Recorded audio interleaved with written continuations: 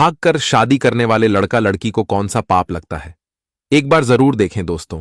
आज के समय कुछ बेटा बेटी ऐसे भी होते हैं जो अपने माता पिता को नीचा दिखाकर भागकर शादी कर लेते हैं।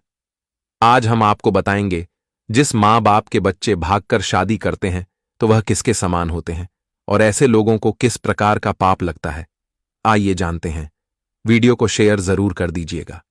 दोस्तों, आजकल आपको किसी शहर गांव अथवा आपके आसपास में ही आपको कभी ना कभी सुनाई जरूर दिया होगा कि किसी के यहां से किसी की लड़की भागकर चली गई या किसी का लड़का घर छोड़कर चला गया और उसने भागकर शादी कर ली। पर दोस्तों, जो बेटा या बेटी अपने माँ बाप को दुख पहुंचाकर यदि विवाह कर भी लेते हैं तो ऐसे बच्चे कभी सुखी नहीं होते हैं और जीवन भर पाप का भोग भोगते रहते हैं, क्योंकि माता पिता को धोखा देकर विवाह करना अथवा माता पिता की कमाई हुई इज्जत को समाप्त कर विवाह कर लेना पाप के समान ही माना जाता है और इस पाप का भार बेटा या बेटी को जीवन भर भोगना पड़ता है। दोस्तों, जो लड़का या लड़की भागकर शादी करते हैं वह ना तो सम्मान अथवा इज्जत के हकदार होते हैं और ना ही ऐसे लोगों को समाज में कोई अपनाना पसंद करता है। भागकर शादी करने वाला पापी कहलाते हैं। जो भागकर शादी करते हैं वह जीवन भर किसी न किसी बीमारी या परेशानी से ग्रसित रहते हैं, क्योंकि माता पिता की दुआ अथवा बद्दुआ का बहुत प्रभाव पड़ता है। जो माँ बाप की दुआ लेता है वह जीवन भर उन्नति प्राप्त करता है और सदैव तरक्की करता है, तथा जो माँ बाप की बद्दुआ लेता है वह जीवन में सदैव दुखी रहता है। उसके जीवन से परेशानियां समाप्त नहीं होती हैं, क्योंकि माँ बाप ही होते हैं जो अपनी बेटी अथवा अपने बेटे को पाल पोकर बड़ा करते हैं।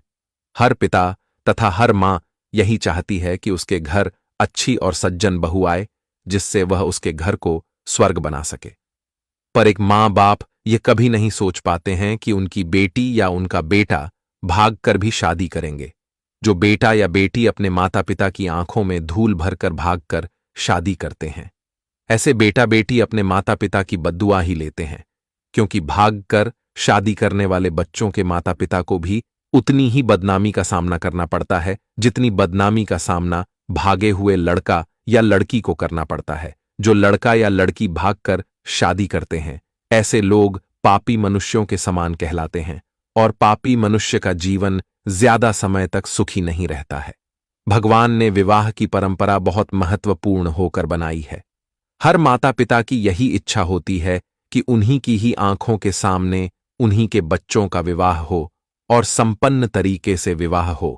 इसलिए हर बेटा अथवा बेटी का यही कर्तव्य बनता है कि वह अपने माता पिता को कभी धोखा ना दें तथा अपने माता पिता का सम्मान कभी कम ना करें, क्योंकि शास्त्रों के अनुसार जो बच्चे अपने माता पिता के सम्मान को चोट पहुंचाते हैं, ऐसे बच्चे भविष्य में ना तो कभी सफल होते हैं और ना ही उन्नति प्राप्त कर पाते हैं।